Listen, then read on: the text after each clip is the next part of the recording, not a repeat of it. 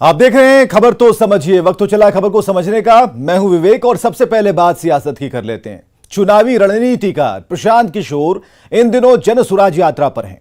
लोगों से मिल रहे हैं, अपनी यात्रा का मकसद बता रहे हैं। लोगों से संवाद के दौरान पीके ने वो राज खोल दिया जो अब तक रहस्य बना हुआ था। जानिए आप कि क्या है ये सियासी राज और पीके को नीतीश की तरफ से क्या क्या ऑफर मिला था।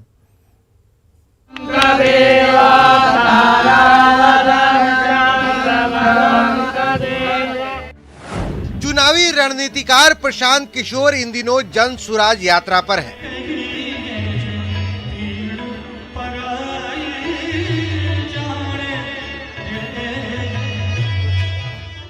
दो अक्टूबर से शुरू हुई प्रशांत किशोर की पदयात्रा पश्चिमी चंपारण के जमुनिया पहुंची, जहां प्रशांत किशोर ने नीतीश कुमार और अपनी मुलाकात का हर वो राज खोला जो अब तक रहस्य बना हुआ था। 10-15 दिन पहले भी मीडिया में खबर आई रहे, नीतीश जी बोले तुम अपना घर है। भैया आप तो हमारे उत्तराधिकारी हैं, काहे में ये सब कर रहे हैं, आइए हमारे पार्टी में नेता बन जाइए। उनका बात सुने। बहुत लोग हमको गाली लिख के भेजा, भैया काहे जा रहे हैं उससे मिलने। इसलिए मिलने गए कि मिलकर उनको बताया कि कितना भी बड़ा प्रलोभन दीजिएगा, जनता से एक बार वादा जो कर दिए हैं उससे पीछे नहीं हटेंगे। सटीक राजनीति से सत्ता की गारंटी दिलाने वाले चुनावी रणनीतिकार प्रशांत किशोर अब खुले तौर पर सक्रिय राजनीति में कदम रख चुके हैं और बयानों से इशारा कर रहे हैं कि आने वाले दिनों में वो नीतीश कुमार के लिए बड़ी चुनौती बन सकते हैं। हमको समझ रहा है क्या कि धकिया देंगे, हम धकियाने वाले हैं। बढ़िया बढ़िया आदमी का नाक में दम कर देंगे। ये अभी नीतीश कुमार मुख्यमंत्री बन के बहुत होशियार बन रहे हैं। 15-14 में चुनाव हार गया था, दिल्ली आया मेरे पास पूछने के लिए, चलिए हमारी मदद कीजिए।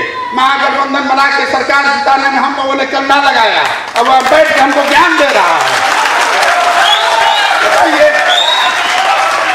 अभी 10-15 दिन पहले आपने देखा होगा मीडिया के माध्यम से घर पर बुलाकर बोले कि आइए हमारा पार्टी लीड कीजिए। हमने कहा नहीं हो सकता है अभी। दरअसल जन सुराज यात्रा शुरू होने से पहले नीतीश कुमार और प्रशांत किशोर की गुप्त मुलाकात हुई थी, जिसके बाद अलग अलग राजनीतिक कयास लगाए जा रहे थे। ऐसा लग रहा था कि एक बार फिर से बिहार में नीतीश कुमार और पीके की जोड़ी देखने को मिलेगी, लेकिन सभी अटकलों को खारिज करते हुए प्रशांत किशोर ने साफ कर दिया है कि पीके का लक्ष्य बड़ा है और लड़ाई लंबी है। न्यूज़ 18 के लिए आनंद अमृतराज की रिपोर्ट। तो प्रशांत किशोर के बयान पर बिहार की सियासत भी गर्म है। बीजेपी, जेडीयू और आरजेडी नेताओं ने प्रशांत किशोर पर तंज कसा है। आदरणीय प्रशांत किशोर जी और आदरणीय मुख्यमंत्री श्री नीतीश कुमार जी दोनों आपस में मिले हुए हैं और ये लोग जनता को भरमाने के लिए ये अपना जो है आडंबर फैलाए हुए हैं। वो इवेंट मैनेजमेंट के द्वारा पूरे बिहार में घूम घूम करके जनता को भरमाने का काम कर रहे हैं। ये दोनों जो हैं सियासी कलाकार हैं, ये कुर्सी के लिए बेचैनी है और आपस में कुर्सी के लिए ही ये दोनों कलाकारी कर रहे हैं, कभी इधर कभी उधर, कभी उलट कभी पलट। प्रशांत किशोर जी की पहचान एक प्रोफेशनल, एक बिजनेसमैन के रूप में है, जिन्होंने घाट घाट का पानी पिया है, विभिन्न दलों के लिए काम किया है, पैसा कमाया है। राजनीति में उनकी कोई हैसियत नहीं है। अब पदयात्रा पर निकले हैं तो पूरे बिहार में घूमकर नीतीश कुमार जी के द्वारा किए गए विकास कार्यों को देखिए। और नीतीश कुमार जी आपको क्यों भला अपना उत्तराधिकारी बनाने लगे? आप में क्षमता ही क्या है? आप तो याचना करने गए थे, याचना स्वीकार नहीं हुई तो अनाप शनाप बयान देने लगे। खैर, आपकी बातों पर भरोसा कौन करेगा? आपकी बातों को सुनने के लिए बैठा ही कौन है?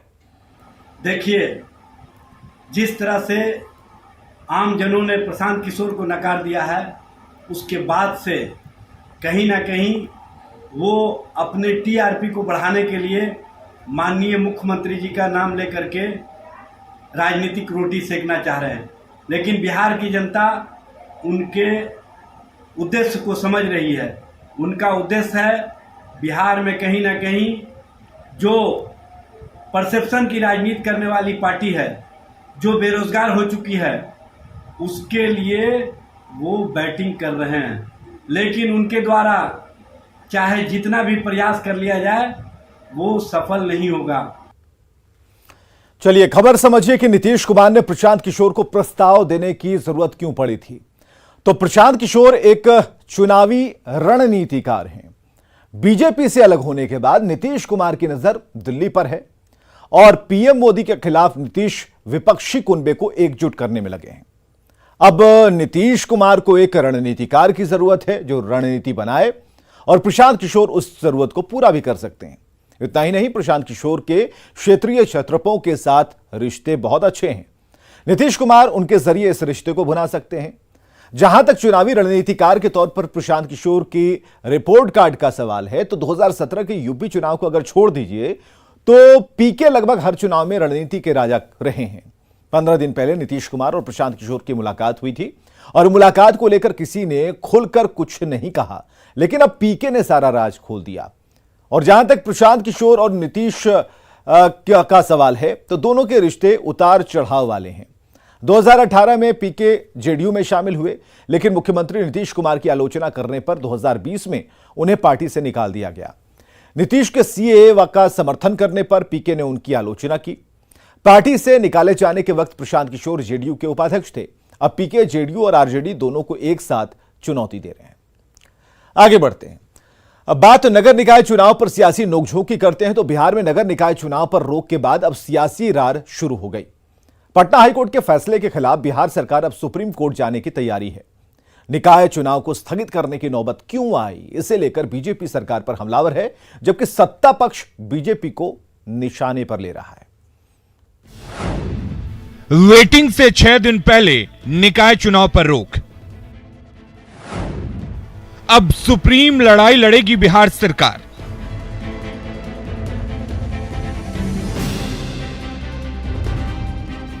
नगर निकाय चुनाव पर पटना हाईकोर्ट ने मंगलवार को रोक लगाई थी।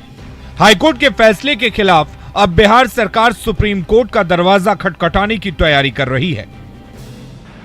यह सुविचारित निर्णय है सरकार का, क्योंकि जैसा निर्णय आया है कि जो अत्यंत पिछड़े वर्गों के लिए आरक्षित सीटें हैं उसको अनारक्षित बना के चुनाव कराए जाए, ये तो बिल्कुल अति पिछड़ों के साथ नाइंसाफी होगी।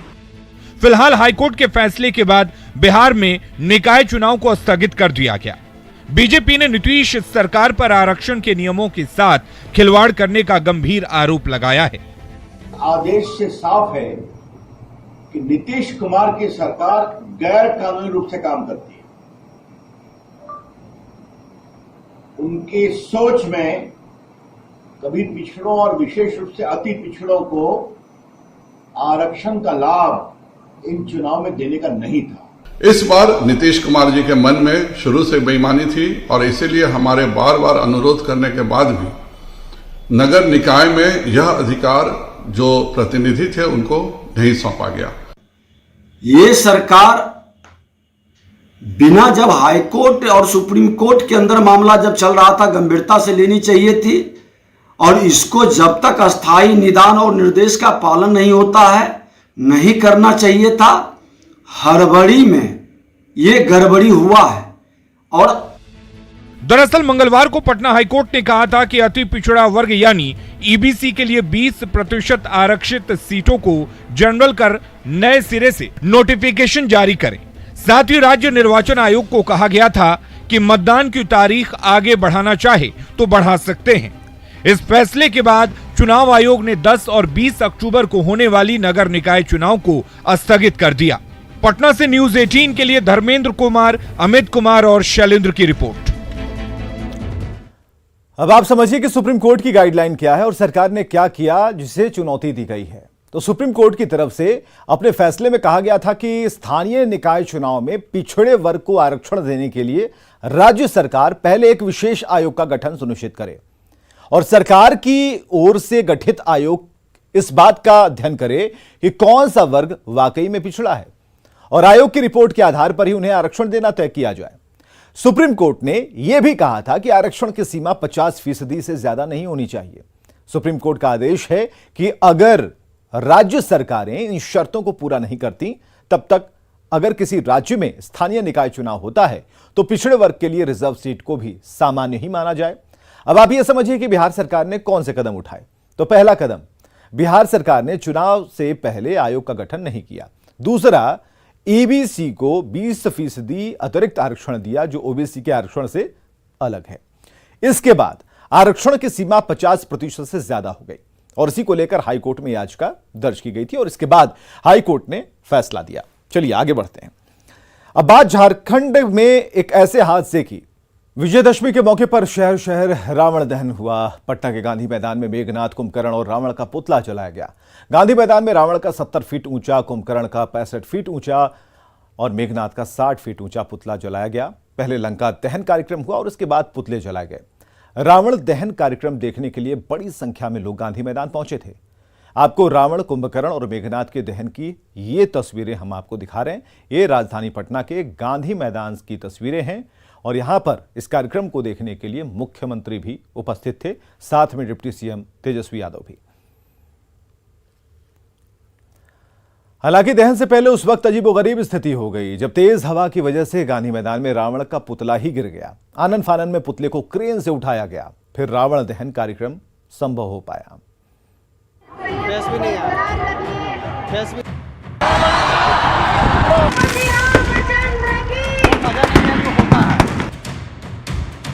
रावण दहन की तैयारी पूरी हो चुकी थी।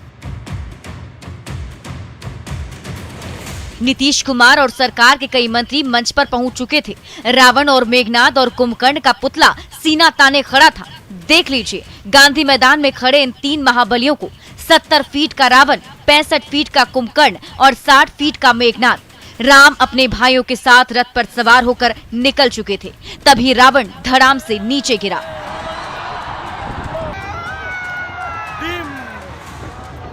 देखिए कैसे बस 2 सेकंड में रावण धड़ाम से धरती पर गिर गया।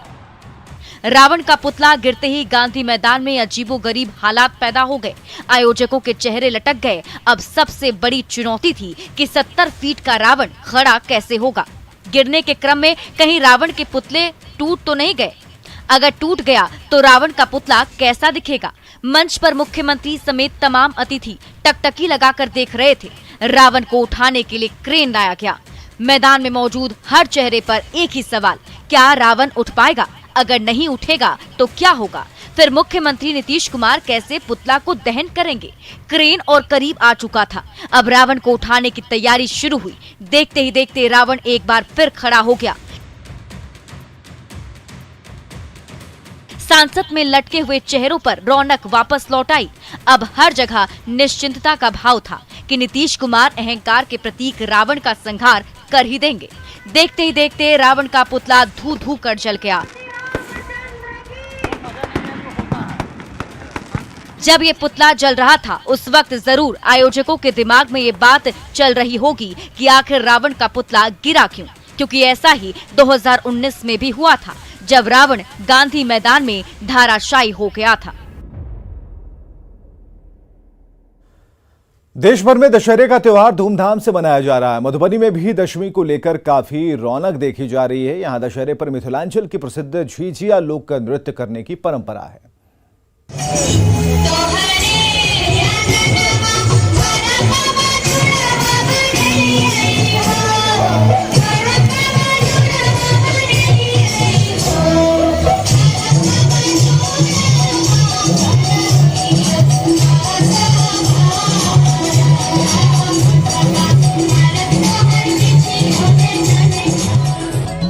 मधुबनी में दुर्गा पूजा के दौरान झिझिया लोक नृत्य की परंपरा सैकड़ों साल पुरानी है। बताया जाता है कि झिझिया लोक नृत्य बुराई पर अच्छाई की जीत का प्रतीक है।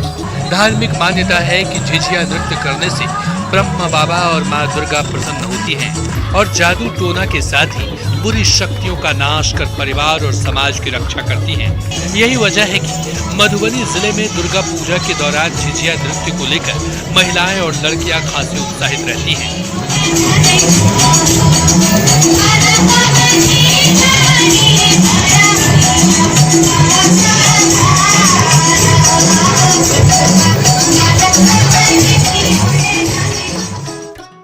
हालांकि हालांकि पिछले कुछ सालों में झिझिया की चमक फीकी पड़ गई थी, लेकिन मधुबनी के युवा कोरियोग्राफर विक्रांत कुमार ने करीब एक दशक पहले महिलाओं और बच्चों का समूह बनाकर झिझिया नृत्य को फिर से सम्मान दिलाने की पॉजिटिव पहल की थी, जिसका सकारात्मक असर जमीन पर दिखने लगा है।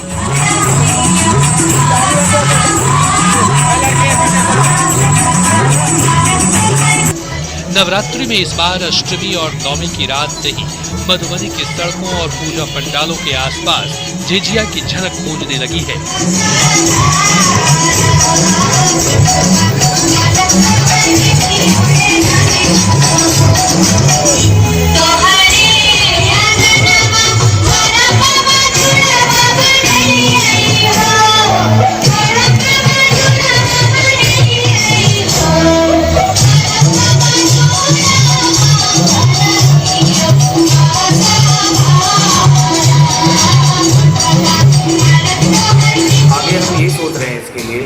कि झिझिया गरबा और डांडिया की तरह बॉलीवुड में फेमस हो। पिछले साल Madhubani Madhubani the station of colours film जो अभी बनी थी मधुबनी पेंटिंग पे, उसमें भी हमारे बच्चे लोगों ने झिझिया किया और उसमें उस फिल्म को नेशनल अवार्ड मिला, यानी कि हम लोग उसके एक पार्ट। तो इसकी लोकप्रियता धीरे धीरे बढ़ती जा रही है, लोग इससे जुड़ रहे हैं। उमंग और उत्साह की ये तस्वीरें बयां कर रही है कि मधुबनी में एक बार फिर से झिझिया के प्रति लोगों की दीवानगी बढ़ी है। युवा कोरियोग्राफर विक्रांत का कहना है कि झिझिया लोक नृत्य को यदि सही तरीके से सहेजा जाए तो वो दिन दूर नहीं जब मिथिलांचल के समृद्ध लोक नृत्य की धमक डांडिया और गरबा की तरह ही देश में सुनाई देने लगी।